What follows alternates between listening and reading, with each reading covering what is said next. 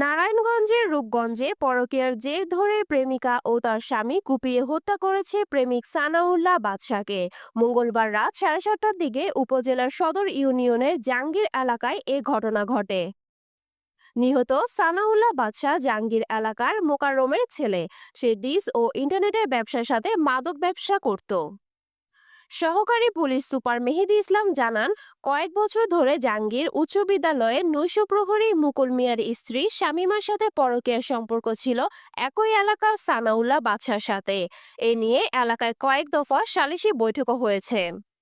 এদিকে মঙ্গলবার রাত 7:30টার দিকে সানাউল্লাহ বাদশা মুকুলের বাড়িতে গেলে তাদের মধ্যে কথা কাটাকাটি হয়।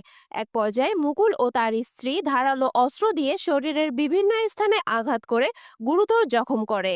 পরে স্থানীয় লোকজন মুমূর্ষু অবস্থায় তাকে উদ্ধার করে উপজেলা স্বাস্থ্য কমপ্লেক্সে নিয়ে গেলে কর্তব্যরত চিকিৎসক তাকে মৃত বলে ঘোষণা দেন। এদিকে খবর পেয়ে রূপগঞ্জ থানা পুলিশ ঘটনাস্থলে পরিদর্শন করেন। নিহতের মরদেহ ময়নাতদন্তের জন্য নারায়ণগঞ্জ জেনারেল হাসপাতালে প্রেরণ করা হয়। আমার ভূতের গো শেষ করে আমার ভূতের খুব শেষ করছে গো আমার ভূতের আর তিন আজ বলে মুঠে বাইতে পারিছে। আমরা আর খেতে চাই না, আমার বাইরে যারা যারা মারছে এখন আমরা কেউ না ছাড়তাম না। আগে বৎকার আর বৎকার বরে ধরুক, এবার কাটা কাটা আমার বাইরে মারছে সব ভালো যাইব গা। এখন সন্ধ্যাবেলা আমরা ছিলাম বাসায়, এখন সন্ধ্যাবেলা আমার ভাই বের হয়েছে, আমার সামনে দিয়ে গেছে 5 মিনিট হয়, আমি তো বাসায় বসে রয়েছি, একটু পরে শুনি হাসপাতাল নিয়েছে। আপনারা জানেন যে সানাউল্লাহ নামের একজন ব্যক্তি জাহাঙ্গীর এলাকার, উনি মকবুল নামে একজন ব্যক্তির সাথে আমরা যতদূর জানতে পেরেছি ব্যক্তিগত বিরোধ ছিল বেশ কিছুদিন ধরেই।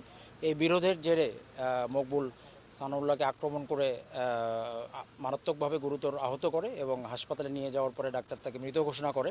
আমরা সংবাদ পাওয়ার সাথে সাথে আমরা পুলিশ ফোর্স অতি দ্রুত ঘটনাস্থলে চলে আসি। ঘটনাস্থলে চলে আসার পর আমরা হত্যাকাণ্ডে ব্যবহৃত বেশ কিছু আলামত উদ্ধার করতে সক্ষম হই এবং আমাদের যে খুন করেছে মকবুলকে গ্রেপ্তারের জন্য আমাদের অভিযান অব্যাহত আছে এবং এই বিষয়ে আমরা লাস্টে অলরেডি পোস্টমর্টমের জন্য পাঠিয়েছি এবং পরবর্তী আইনগত ব্যবস্থা প্রক্রিয়াধীন আছে।